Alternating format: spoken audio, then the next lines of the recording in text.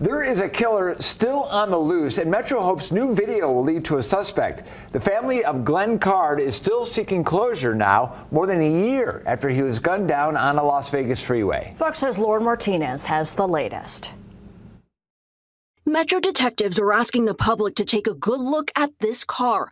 They're hoping someone can help locate the suspect vehicle connected to a deadly road rage shooting.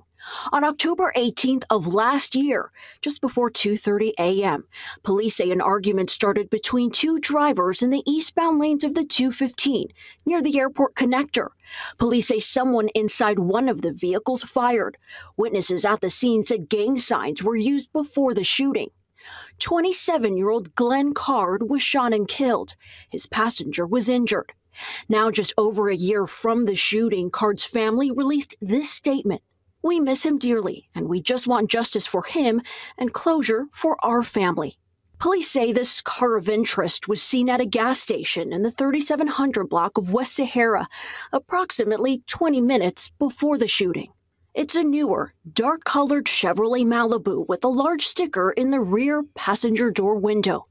Anyone who recognizes this car or has information is urged to contact Metro.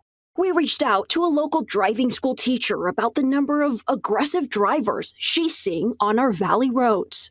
You don't exactly know what the person's on or what they're going through in life, so you kind of just want to let them go and you want to let them pass. You can't take it personally, because it's not really about you, it's about them. In Las Vegas, Lauren Martinez, Fox 5 News Local, Las Vegas. If you have information, you can remain anonymous by contacting Crime Stoppers.